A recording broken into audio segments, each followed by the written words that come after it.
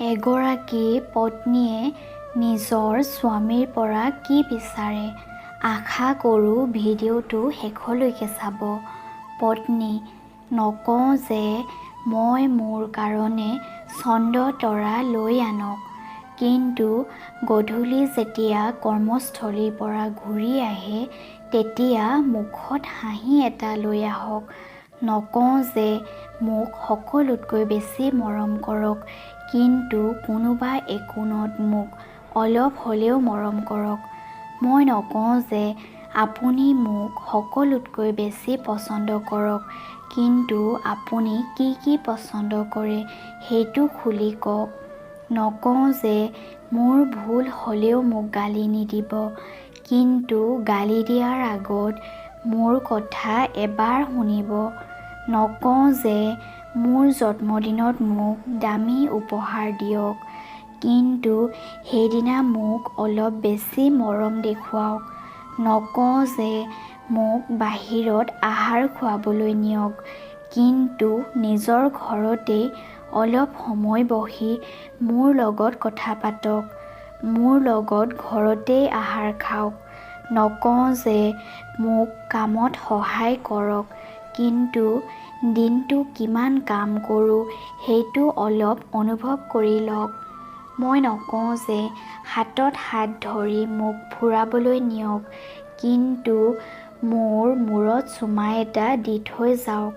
মই নকওঁ যে মোক বহুত নাম ধৰি মাতক, কিন্তু কেতিয়াবা কেতিয়াবা শুনাচোন বুলি এবাৰ হ'লেও মাতক।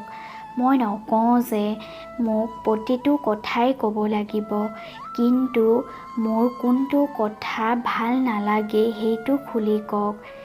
এগৰাকী পত্নী সম্পূৰ্ণ বিশ্বাসত হাজাৰ সপোন লগত লৈ গোটেই জীৱনৰ কাৰণে আপোনাৰ হৈ যায়। তাই কেতিয়াও টকাৰ কাৰণে লাগি নাথাকে। যদি তাইক কোনোবা সঁচা অন্তৰে ভাল পায়, তেতিয়া তাই স্বামীৰ কাৰণে গোটেই পৃথিৱীখনৰ লগত যুঁজিব পাৰে। দুৰ্বল হয় সেইজন পুৰুষ যি ঘৰৰ পৰিস্থিতিৰ লগত যুঁজাৰ সলনি নিজৰ পত্নীৰ লগত কাজিয়া কৰে, কথাই কথাই পত্নীক দোষ দি থাকে। বিয়াৰ পিছত মহিলাগৰাকীৰ নিজৰ বস্তুবোৰো নিজৰ হৈ নাথাকে। শৰীৰ তাইৰ, কিন্তু হালধি লগাই স্বামীৰ নামত। হাত তাইৰ, কিন্তু হাতত জেতুকা লগাই স্বামীৰ নামত। শিৰ তাইৰ, কিন্তু সেন্দুৰ লগাই স্বামীৰ নামত। নিজৰ কপাল, কিন্তু কপালত ফোঁট লগাই স্বামীৰ নামত। গৰ্ভ তাইৰ, কিন্তু সন্তান স্বামীৰ নামত। আনকি তাইৰ নিজৰ উপাধি পৰ্যন্তও সলনি হৈ যায়। মহিলাসকলৰ নিজৰ বুলি একোৱেই নাথাকে। বিয়াৰ আগত আইতাই কয় তাই বেলেগৰ ঘৰৰ, আৰু বিয়াৰ পিছত শাহুৱেও কৈ দিয়ে যে তাই বেলেগৰ ঘৰৰ পৰা আহিছে। ইয়াৰ অৰ্থ এইটো যে মহিলাসকলৰ ঘৰটো নিজৰ বুলিবলৈ নহয়।